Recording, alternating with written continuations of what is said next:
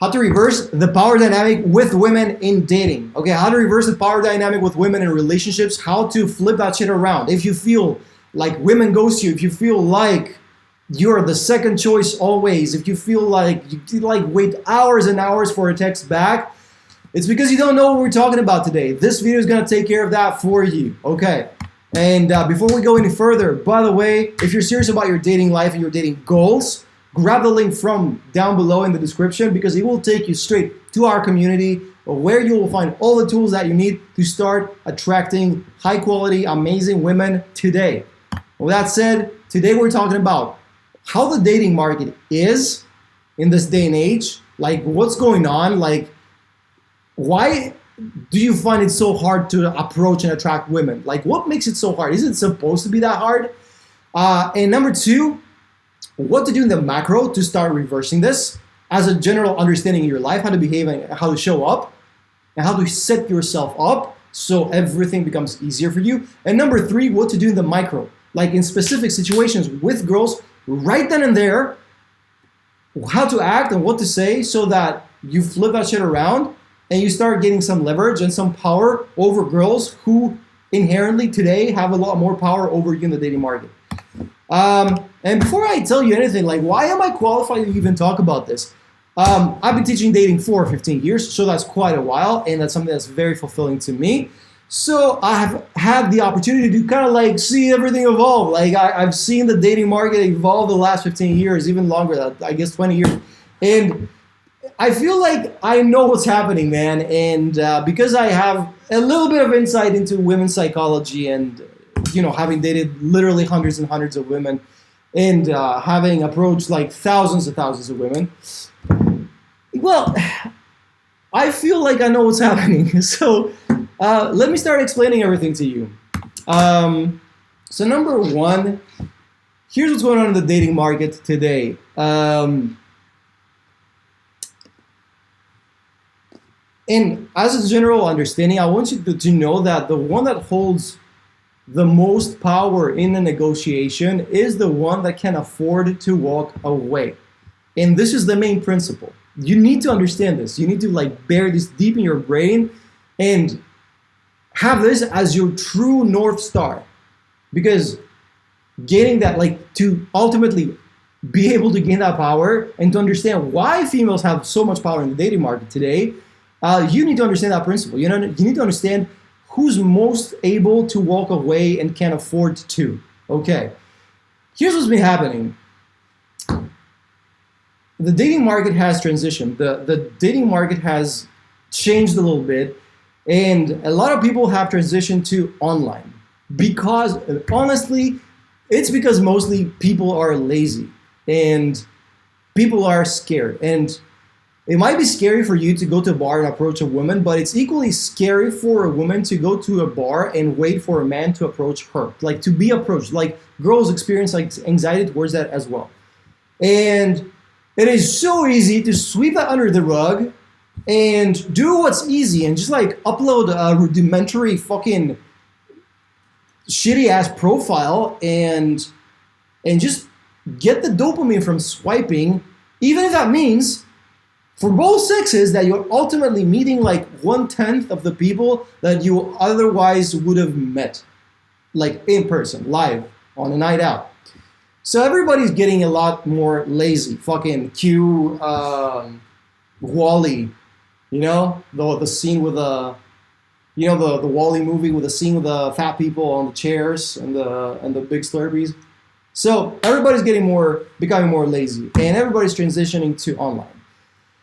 That means a lot more people meet each other through dating apps, use dating apps, and a lot of people meet each other even on social. And like everybody's on socials like all day long doing little ads, okay? And I'm saying this with like fucking disgust, but it is what it is. That means that there's a little bit of consolidation. So the few guys that can showcase an amazing lifestyle are the ones that get most of the girls. This is such an awesome transition, and this is such an easy way for girls to really assess who you are. Because if a girl met you in a bar 20 years ago, You can fucking tell her whatever the fuck you want, but it's a lot harder to bamboozle people on socials where not only do you have like your grid, which shows you either on a Lambo, in a Lambo, or on a fucking Lambo, or it shows you like, you know, like in your fucking kitchen, dirty ass kitchen or whatever. And you can like really clearly see it, but like in stories, you can literally see what the person is doing every day. So like girls, a lot of times will just like sit back, add you on Instagram, and just like browse and like over time see who they want to choose, because this is like the real evidence of who you are. So what's happening is that the few guys who showcase a great lifestyle have really like a lot of abundance, which drives the Pareto distribution. Okay, the Pareto distribution says that 80% of your results come through 20% of your input. That means 20% of the planets have 80% of the mass, or 20% of your employees bring you 80% of the revenue. And it even skews like towards more towards the edges if you really want to know how the rule works. So it doesn't have to be 80-20, it could be like 5 and 95, you know? It's crazy. So what happens is, because all of these like top guys, we have all the abundance, all of the other guys have a lot more scarcity than they used to have fucking 10 years ago and 20 years ago. And because of that, they behave accordingly. It's just like the market, just how the market behaves, how supply and demand, how they just like interact with each other, the curves, okay? So because there's a lot more scarcity out there in numbers, girls will be a lot more spoiled with unnecessary attention or with too much attention. So because of that, girls start to like turn away. And they feel like they have a lot more choice because a lot more dudes are after them.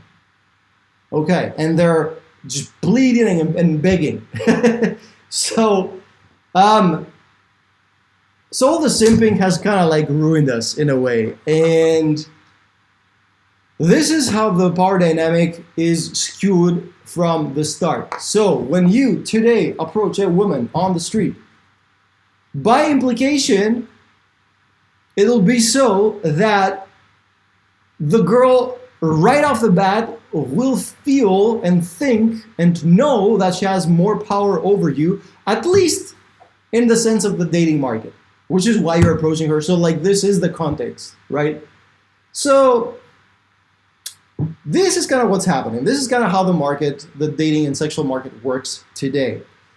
But do not despair, okay? Because just because there is a skewed dynamic doesn't mean that you have already lost, because new opportunities have been created because of that. People don't behave like they behaved 15 years ago. So in that way, there are new things that you can do that have a lot more leverage than they used to have 15 years ago. And we'll get into that in a second. So first, I want to tell you how to reverse the power dynamic in the macro. What does this mean?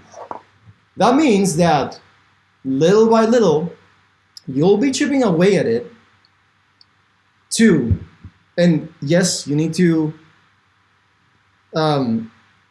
give up on instant gratification to a certain degree, but little by little, you need to chip away at it and start setting yourself up so that you psychologically, when you meet a fucking woman, you know that you're not at her mercy. You couldn't care less. Like, you could be one of us, one of these guys that fucking have power in the dating market. And you don't need a Lambo for that. You just need your demeanor for that. You just need the implicit understanding that you're a fucking king. Here's a couple of steps how to do that, how to achieve that. And again, this is not something that you will create today. We'll get into the micro as well in a second. So, like real advice on what you can do today in an interaction with a girl. But this is like the foundation. This is like the big dog shit, the big dick shit. Okay. So in the macro, the first thing you need to do is, and we need to do collectively as fucking men, is stop giving attention and contact to girls that don't deserve it. A lot of girls are way too spoiled and way too entitled, and they still keep getting showered with attention from guys. And it doesn't matter that these are guys who they don't respect, they still crave and get this attention, which drives their, price, quote unquote, to high heavens for no reason. Now, the no contact bid is very easy and fairly simple. I mean, it's easier said than done, but it's definitely fairly simple. And the first thing I want you to do is recognize the relationships that don't serve you. And if you're honest with yourself, you know which ones they are. So cut them off. Just cut them cold turkey. That's it. Done. And by extension, refuse to fill the void that's going to be created with new relationships that are kind of in the same way that the old ones were.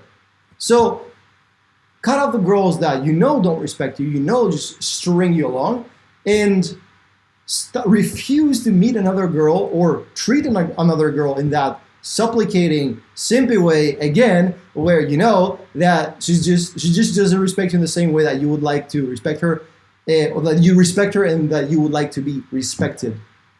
That's number one. And you will see that if you insist on that, your brain is going to, at some point, eventually comply to the new standard. You will go through girls, and when you find the girl who actually is worthy and deserves the respect because she's down to earth, she's not fucking crazy, well, there you can actually invest some attention, and that's fine. Okay, so that's number one. Number two is I want you to create true abundance, and that is what connects to the statement I said before about the one that brings the ability to walk away to the negotiating table is the one that wins. Okay, if you have true abundance and you bring it with you, and you don't need the fucking Lambo to do that, trust me, this is where suddenly, because of your mannerisms, because of the way you carry yourself and talk, the girls just flip around, have that like complete switch, and they're like, okay, this guy is worth paying attention to, this guy is worth respecting, and the way that you get treated is very, very different. Okay. How are we going to do that? And this is the chipping away at it part. You need to achieve that with work ethic, which brings competence. These are the two pillars that you need. So number one, work ethic. Do not be afraid to put some sweat equity into your own new identity through your personal development. So start putting in the bricks, start actually going out. That's what I do with my clients. I have them make a schedule of exactly when they're gonna go out for the next 7 days, and exactly where and exactly what time block it's gonna be. And once you have this plan, it's so hard to get out of. You need to fucking keep it and start taking action, start meeting women in real life. And this is where the leverage comes in because of the new opportunities. Because everybody's online right now, nobody has the balls to approach a woman out in public. So when that happens, which is a very real thing, you bring a very, very present reality to the girl that I am here looking you in the eye. When that happens, that's very hard to deny, that's very rare, that shows balls, okay, and girls really, really appreciate that. So not all is lost. Okay, so this work ethic, the more you practice it, the more you become better at it, the more competence it brings to the table and it brings to you. So little by little, you're gonna be better at understanding how to approach a girl and treat her right and show up and connect with her and communicate with her so that connection is actually, like a real connection is actually made. And with that, you can start creating a longer vision for your life. So do you see how, like, slowly, brick by brick, step by step, in the macro, you're setting yourself up to have a lot more power in the negotiating table, even at a day and age where the dynamic is so skewed. Okay, so what's gonna happen is, and that's kind of like the structure that we follow in mentoring as well. It's like, first, you find out how to talk to girls during your day, in real life, on the street, in a park, at a cafe, in low energy, chill, calm situations. So like, look for these opportunities, and soon, before you know it, these opportunities become organic. So you start like really seeing opportunities and capitalizing them that you didn't see before. So like the magical moments start actually happening for you, and it's because you put in that work. Okay, so you start randomly meeting girls here and there, and then with that you collect experience. You start creating relationships, even if your first relationship with girls from that source, from that funnel, are friendships. It is so invaluable to have girl friends that you can take out, that you can be friendly with. Then other girls see you like, just like, it completely changes the way that that you are perceived by other women. And before you know it, you can start creating your other funnels, going to bars, frequenting events, creating social circles, your own social circles, penetrating and infiltrating big, important social circles in your city, and before you know it, boom, that's it. It doesn't have to take you longer than 2 or 3 months. That is the macro, okay. But in the case of the micro, here's some behavioral tricks that will make it so easy for you to flip that skewed power dynamic right there in the moment. And it's just like a matter of assuming and gaining control over yourself, over your behavior, and your communication. So here's how that works. Number one, reaction versus response.